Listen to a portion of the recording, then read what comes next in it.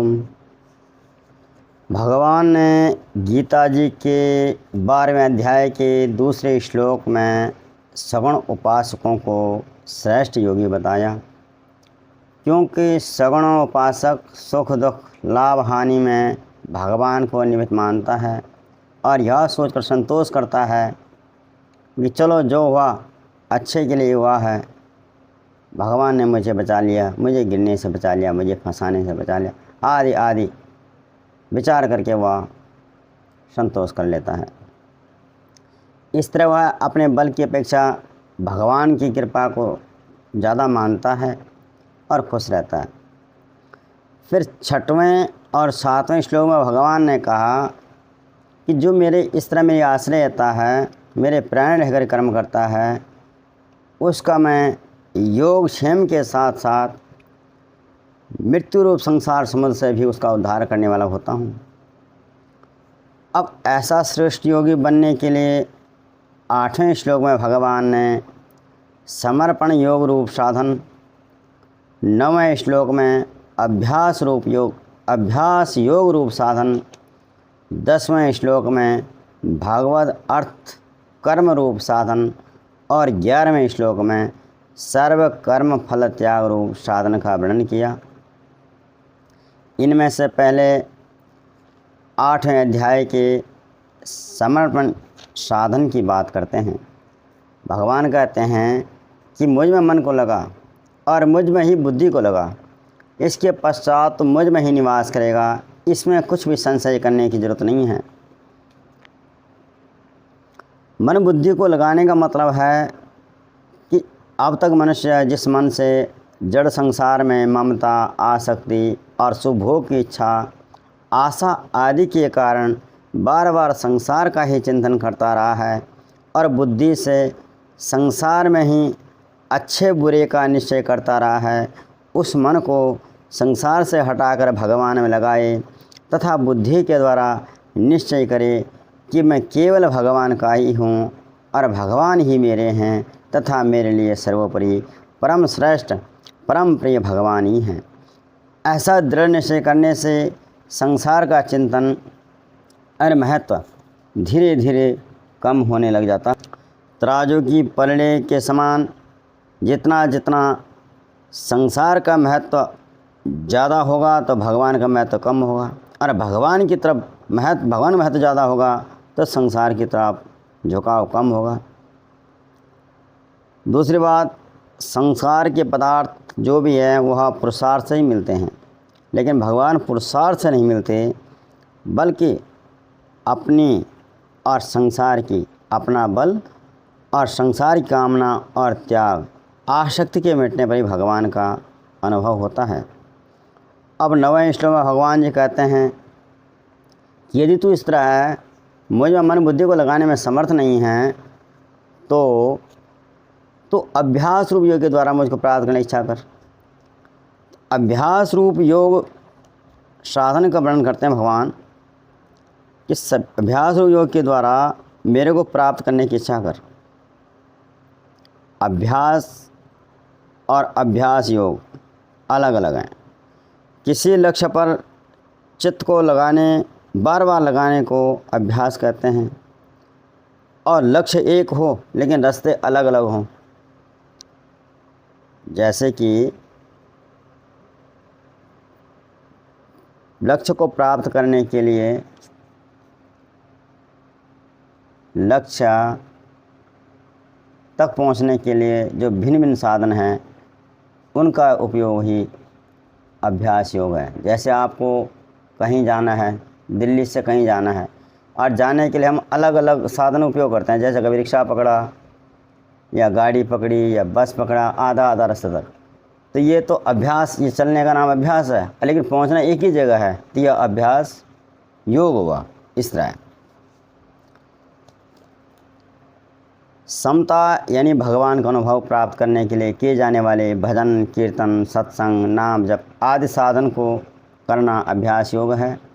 भगवत प्राप्ति का उद्देश्य रखकर बार बार नाम जप आदि के अभ्यास से अंतःकरण शुद्ध होने लगता है और भगवान को प्राप्त करने की इच्छा जागृत होती है।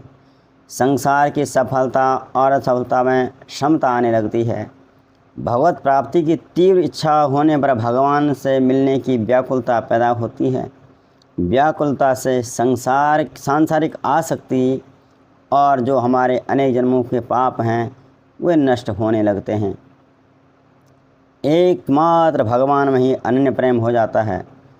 जैसे कि कोई सती स्त्री, वैसे तो दुनिया में मर्द बहुत सारे हैं लेकिन वे सब रिश्ते ही हैं, कोई माँ कोई बाप है, कोई भाई है, कोई ये है, कोई वो है, लेकिन सती स्त्री के लिए तो अपना पति ही एकमात्र पुरुष है।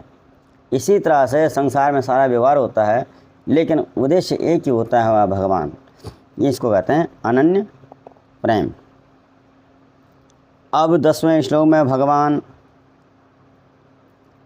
मद अर्थ कर्म योग रूप साधन का बात करते हैं कि अगर तू ऐसा भी नहीं कर सकता, अभ्यास करने समर्थ नहीं है, मेरे नाम जप का भजन नहीं कर सकता, ऐसे भी तेरे में समर्थ नहीं है, तो तू जो भी काम करता है उसको मेरे लिए कर, चाहे शरीर संबंधी हो चाहे पारमार्थिक हो, कोई भी हो। ये तू असमर्थ है तो केवल मेरे लिए कर्म करने के प्रेरणा हो जा। मेरे निमित्त कर्मों को करता हुआ भी तू मेरी प्राप्ति रूप कर्मों को प्राप्ति रूप सिद्धि को ही प्राप्त होगा।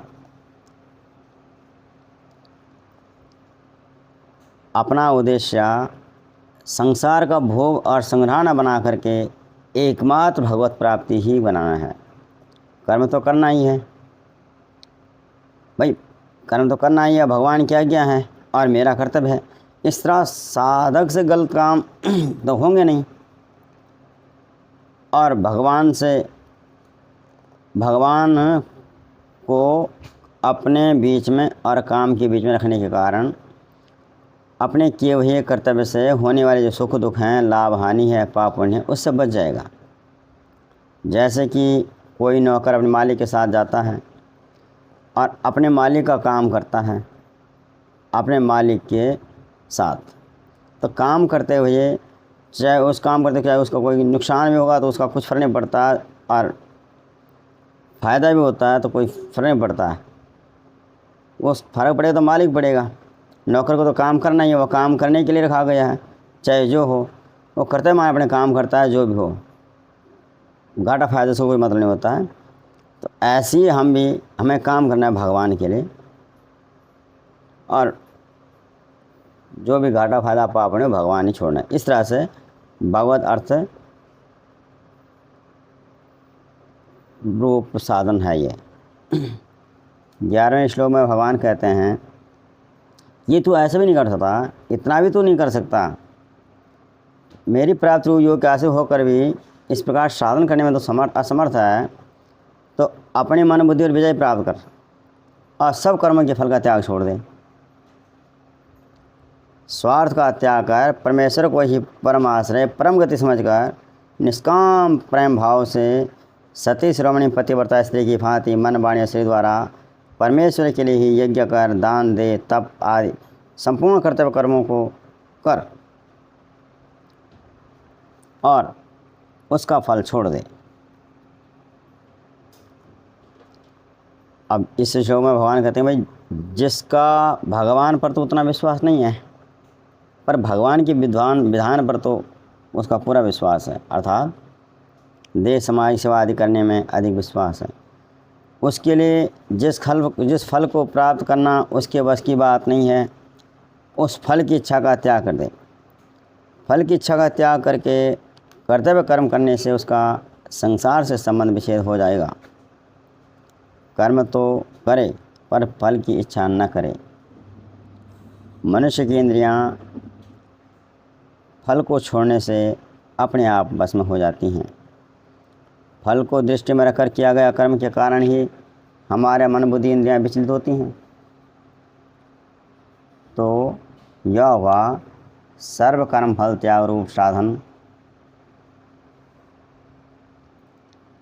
11वें श्लोक में सर्व कर्म फल त्याग की विशेषता और उसका फल भगवान जी बताते हैं। चारों साधन स्वतंत्रता से भगवत प्राप्त कराने वाले ही हैं। पर साधकों की रुचि, विश्वास और योग्यता की भिन्नता के कारण ही भगवान ने 8वें से 11 श्लोक तक अलग अलग साधन कहे हैं। धन्यवाद सुनने के लिए।